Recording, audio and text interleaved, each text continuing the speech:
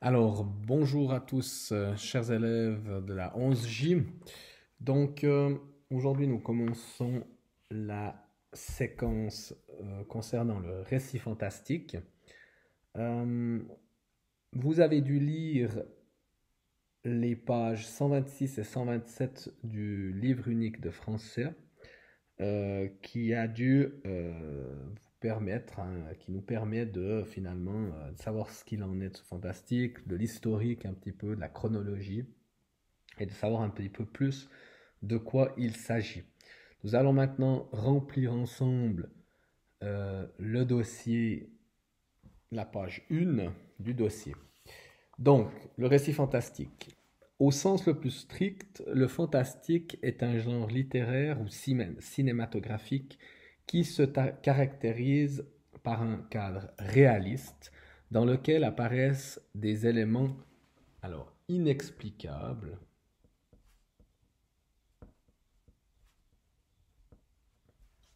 inexplicables, ce qui produit un sentiment de peur ou de malaise chez les personnes qui y sont confrontées.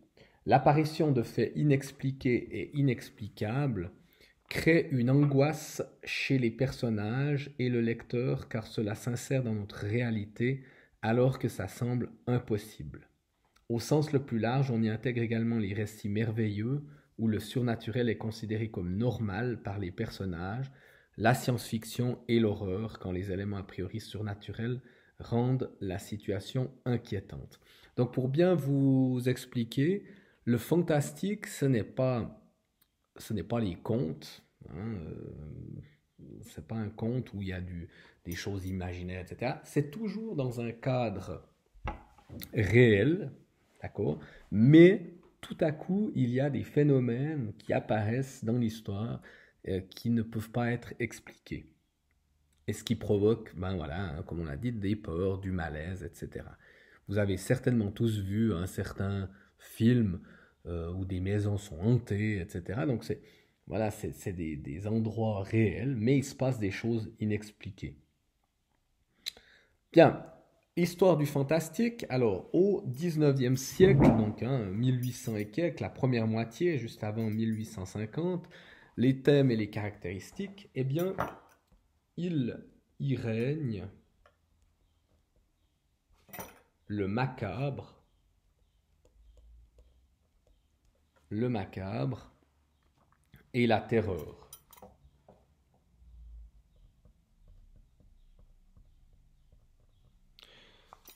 Par exemple, des fantômes, squelettes,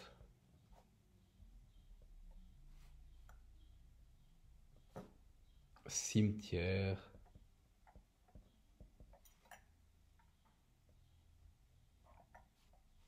hein, au clair de lune, etc.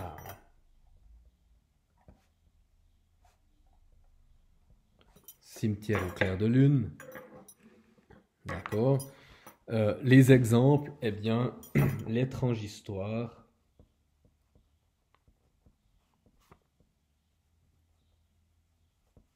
l'étrange histoire de Peter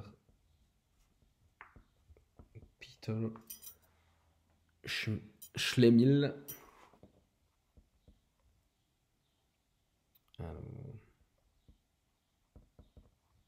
L'étrange histoire de Peter Schlemihl, la cafetière. On en lira quelques extraits. La cafetière, la fée aux miettes.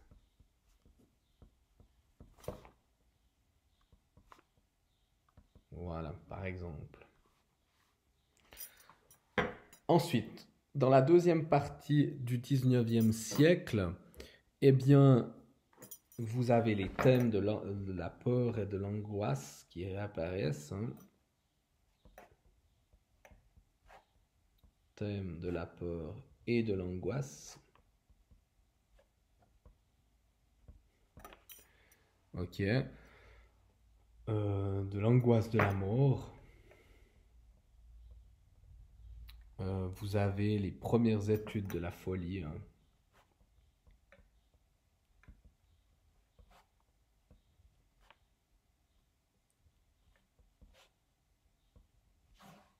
Voilà, souvent vous avez certainement vu ou lu des livres, ça se passe dans des hôpitaux psychiatriques. Voilà. Alors on aurait par exemple Edgar Allan Poe,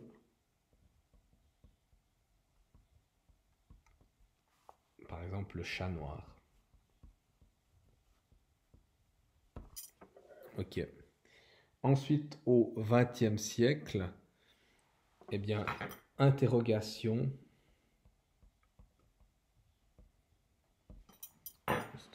Que vous voyez bien. Interrogation de l'homme sur la condition humaine.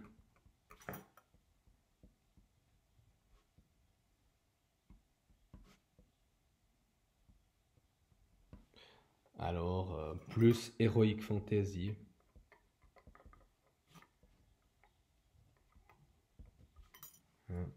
Donc, récit merveilleux, terreur et épouvante. Par exemple, récit merveilleux, historique fantastique, ce serait héroïque fantastique, ce serait Le Seigneur des Anneaux, par exemple. Récit merveilleux, plus terreur et épouvante.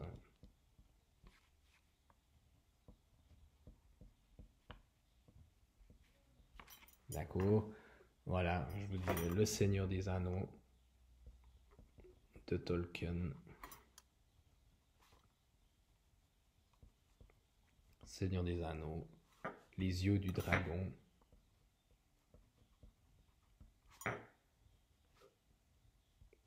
Voilà, ce sont des exemples parmi d'autres.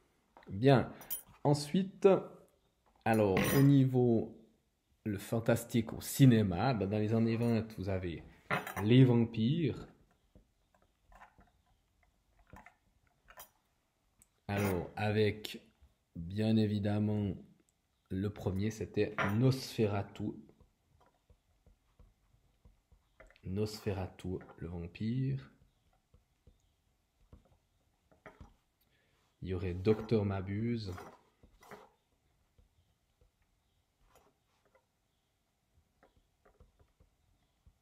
Ok. Ensuite, dans les années 30, alors les personnages étranges.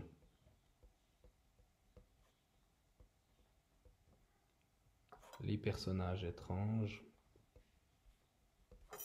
Donc ici, vous avez Dracula, Frankenstein,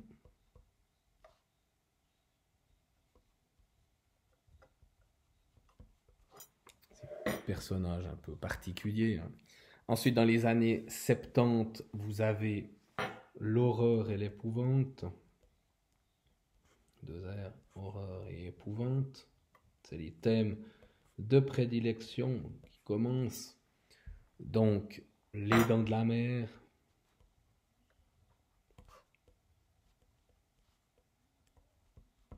L'Exorciste.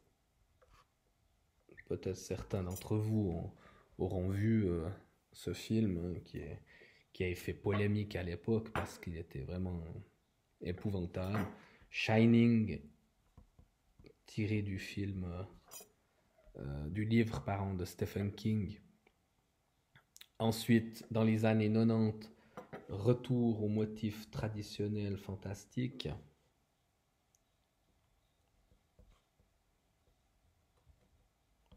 Retour aux motifs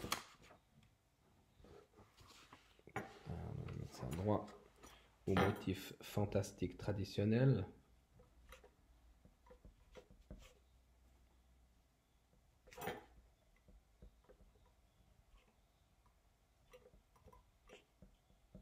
Donc là, vous avez Dracula, des nouvelles versions, notamment celle de 1992 de Francis Ford Coppola, hein, qui était un grand film, enfin qui a vraiment fait sensation à l'époque. Et puis, dans les années 2000, ben, il y a parfois de la tendresse, hein, et de l'amour.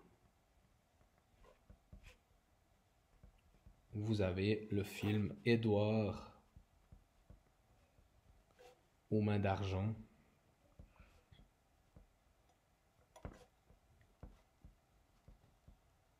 Édouard aux mains d'argent, Le bal des vampires.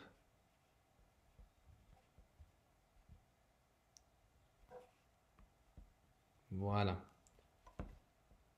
Ok. Donc voici une petite introduction à ce fantastique. Donc ce que vous devez vraiment vous rappeler, c'est que le fantastique, ça se passe dans un domaine réel, hein, dans un lieu réaliste plutôt, et où il se passe des choses inexplicables qui créent des malaises, des peurs. Voilà.